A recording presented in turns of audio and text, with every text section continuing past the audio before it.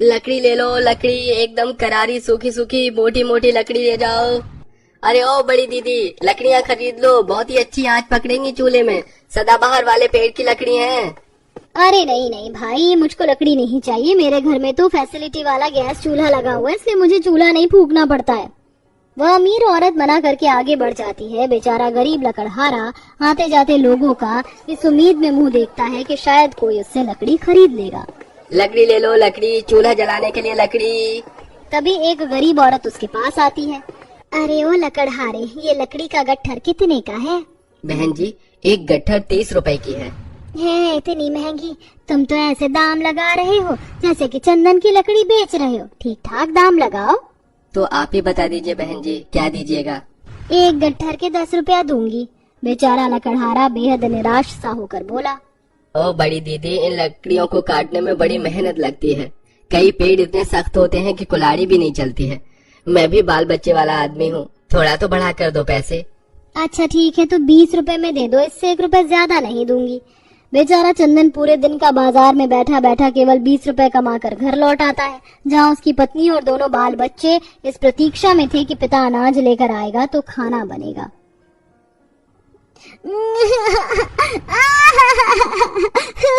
नहीं नहीं नहीं नहीं, अले अले ले मेरा प्यारा लल्ला, चुप हो जा चुप हो जा। सुरभि बिटिया, देखो तो पिताजी आ रहे हैं क्या तेरे? पिताजी आ गए माँ। क्या हुआ माधवी, मुन्ना क्यों रो रहा है? दूध के लिए बिलख रहा है, थोड़े पैसे हो तो दे दो। बड़े ही मुरझाए मन से उसने कहा। बड़ी मुश्किल से केवल 20 रुपए कमाए हैं, अगर इसे भी दूध पानी में खर्च कर दोगी तो सुरभि बिटिया को क्या खिलाएंगे और हम खुद क्या खाएंगे? मुन्ने को चीनी पानी पिला दो, थोड़ा शांत हो जाएगा।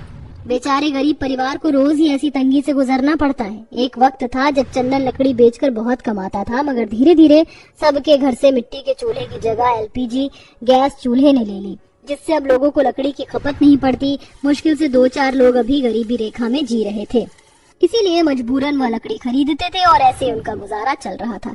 चंदन को अपनी लकड़ी से बहुत ज्यादा लगाव था, क्योंकि वह उसके जीविका का साधन था। माँ दाल चावल बहुत ही स्वादिष्ट बने हैं, मेरी थाली में थोड़ा और डाल दो। देती हूँ बिटिया। थोड़ा दाल भात मुझको भी देना माधवी। जी देती हूँ। माधवी बर्तन में झांकती है तो उसमें बहुत ही थोड़ा चावल होता है और दाल भी एक आदमी के खाने लायक थी। पति के थाली में दाल चावल थोड़ा सा डाल देती है और अपना हिस्सा बेटी के लिए छोड़ देती है। क्या हुआ भगवान, तुमने खाना क्यों छोड़ दिया? जी मेरा पेट भर गया है, अब खाया नहीं जाएगा। सुरभि तू खा ले इस थाली में। पर तुमने तो 1-2 निवाले ही खाए थे, पेट भी भर गया। तुम मुझसे कुछ छुपा रही हो क्या? बर्तन में और खाना नहीं बचा है? ये सुनते ही पत्नी की आंखों से गरीबी लाचारी के चलते आंसू छलक आते हैं। अजी भगवान, हमारी दुख परेशानियां कब खत्म करेंगे? सालों गुजर गए, कभी हमारे नसीब में पेट भरकर खाना नहीं मिलता। रोज आधा पेट खाकर रहना पड़ता है। दशहरा दिवाली के त्योहार में भी हमारे घर में कोई पकवान पूरी नहीं बन पाता। अजी तुम कोई दूसरा काम क्यों नहीं कर लेते? देखते देखते हमारा मुन्ना भी बड़ा हो जाएगा, हम सबका ही गुजारा नहीं हो पा रहा। कल को उसका पालन पोषण कैसे करेंगे? माधवी, तुम जानती हो मेरे पूर्वज भी लकड़हारे थे, वो भी कुल्हाड़ी चलाते थे और मैं भी कुल्हाड़ी चलाता हूँ, और यही मेरी किस्मत है। ये सुनते ही माधवी दुखी मन से पति से झगड़ा करने लगी।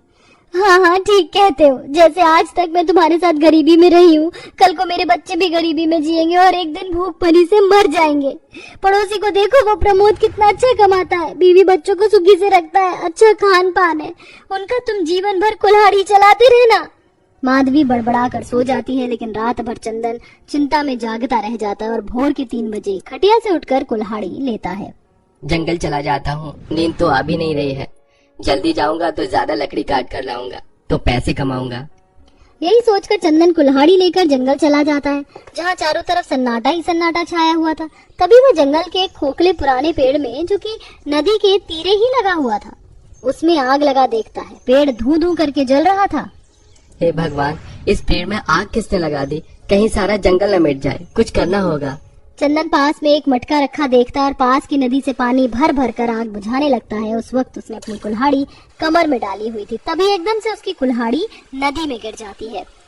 अरे नहीं, मेरी कुल्हाड़ी रुक जा, अंदर मत डूबो। बेचारा चंदन पानी में बहुत हाथ पैर मारता है, तब तक कुल्हाड़ी नदी में डूब जाती है और फूट फूट कर रोने लगता है। मेरी कुल्हाड़ी डूब गई, लकड़ी कैसे काटूंगा, बाजार में क्या बेचूंगा, मेरे बाल बच्चे क्या खाएंगे। जैसे ही उसका एक आंसू टपक कर नदी में गिरता है तभी नदी में तेज लहरें उठ जाती हैं।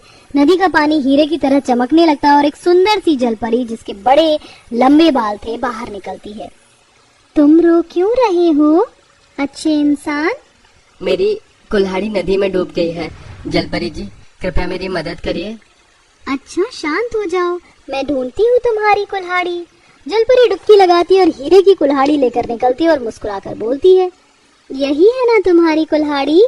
चंदन कुल्हाड़ी को टुकुर टुकुर देखकर बोला, नहीं नहीं, ये मेरी कुल्हाड़ी नहीं है। अच्छा तो जरा ठहरो। दूसरी बार जलपरी एक सोने की कुल्हाड़ी लेकर निकलती है। ये तो पक्का तुम्हारी कुल्हाड़ी होगी, लकड़हारा मुंह लटकाकर बोलता है। नहीं नहीं, ये सोने वाली कुल्हाड़ी भी मेरी नहीं है। मेरी कुल्हाड़ी पुरानी सी लकड़ी की है, वो मेरे पूर्वज की अमानत है जलपरी जी। अच्छा रुको मैं देखती हूँ। तीसरी बार जलपरी पुरानी कुल्हाड़ी के साथ निकलती है। देखो यही है ना तुम्हारी कुल्हाड़ी? तभी चंदन आनंदित होकर कहता है, हाँ हाँ, यही है मेरी कुल्हाड़ी। आपका बहुत बहुत धन्यवाद जलपरी जी।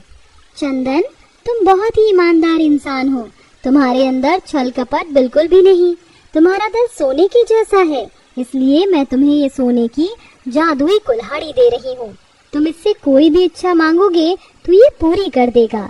अच्छा मित्र, अब मैं चलती हूँ, अलविदा। लगड़हारा खुशी खुशी जादुई सोने की कुल्हाड़ी लेकर घर आ जाता है और पत्नी को सारी बात बताता है। अजी ये जादुई सोने की कुल्हाड़ी तो पारस पत्थर के जैसे चमक रही है, एक बार इससे कुछ मांग कर तो देखो। तुम ही मांगो ना माधवी। हमने बरसों से अच्छा खाना नहीं खाया, जादुई सोने की कुल्हाड़ी हमें अच्छा खाना दो। तभी सोने की कुल्हाड़ी तेज सुनहरी रोशनी से भर जाती है। तभी उनके सामने स्वादिष्ट व्यंजन आ जाता है। अजी जलपरी ने तो सचमुच में तुम्हें जादुई सोने की कुल्हाड़ी दी है, अब हमारा भाग्य बदल जाएगा। माँ पिताजी देखिए मेरी फ्रॉक कितनी फट गई है, मुझे इस जादुई सोने की कुल्हाड़ी से एक सुंदर सी फ्रॉक दिला दीजिए। तभी जादुई कुल्हाड़ी में आंख नाक मुंह बन जाता है और वो हवा में झूमने लगता है। क्यों नहीं मेरी प्यारी परियों की रानी। तभी सुरभि के सामने रंग बिरंगे नए नए फ्रॉक आ जाते हैं और जब वह घर मांगते हैं तो घर आ जाता है। सवेरा छाने पर जब पड़ोसन की पत्नी चंपा उनका इतना बड़ा घर देखती है तो उसके सीने पर सांप लौट जाते हैं। हाय मैं मर गई, ये गरीब गंगू तेली की झोपड़ी कहाँ गई? इसने इतना बड़ा घर कैसे बनाया? चंपा दौड़ती हुई आकर प्रमोद को जगाती है। ओ जी उठो उठो ना, तुम यहाँ खराटे मार कर सो रहे हो और यहाँ मेरी नींद उड़ी हुई है। अरे क्या हो गया भाग्यवान, क्यों सवेरे सवेरे कान के पास कचर कचर कर रही हो? अरे हमारा वो पड़ोसी है ना लकड़हारा, उसने बहुत बड़ा घर बना लिया है, पता करो उसके पास कौन सा खजाना हाथ लगा है। दोनों पति पत्नी हाथ धोकर चंदन के पीछे पड़ जाते हैं और आखिरकार उन्हें जादुई सोने की कुल्हाड़ी का राज पता चल जाता है। तभी लालची प्रमोद भी नदी पर पहुंचता है। अरे ऐसा करता हूँ, कुल्हाड़ी को नदी में डाल देता हूँ, तब तो जलपरी सोने की कुल्हाड़ी लेकर जरूर आएगी। जा मेरी कुल्हाड़ी जा, नदी में नहा धोकर आ। कुल्हाड़ी नदी के अंदर गिराकर प्रमोद मगरमच्छ के जैसे मोटे मोटे आंसू बहाने लगता है। मेरी कुल्हाड़ी नदी में गिर गई, क्या कोई मुझे सुन रहा है? मदद करो मेरी। तभी जलपरी सोने चांदी हीरे तीनों तरह की कुल्हाड़ी लेकर ऊपर आती है। क्या ये तुम्हारी कुल्हाड़ी है? तभी लालची प्रमोद हड़बड़ा कर बोलता है। हाँ, यही तीनों ही कुल्हाड़ी है मेरी, लाओ मुझे दे दो। तभी जलपरी अपने जादू से प्रमोद का मुंह काला कर देती है। तुम एक दुष्ट मनुष्य हो, इसलिए तुम्हें ये जादुई सोने की कुल्हाड़ी नहीं मिलेगी। तुम जीवन भर इस काले मुंह के साथ रहोगे। ये बोलकर जलपरी नदी में चली जाती है और प्रमोद रोते हुए जब घर आता है तो उसका पक्का मकान भी झोपड़ी में बदल चुका होता है और उसकी पत्नी की भी मखमली साड़ी फटी साड़ी में बदल गई थी और ज्यादा धन के लालच में उनके पास जो था वो भी वो खो देते हैं। वेल दोस्तों, क्या आपके हिसाब से झूठ और फरेब से कमाया गया धन ठीक है या नहीं? हमें कमेंट बॉक्स में कमेंट करके जरूर बताएं।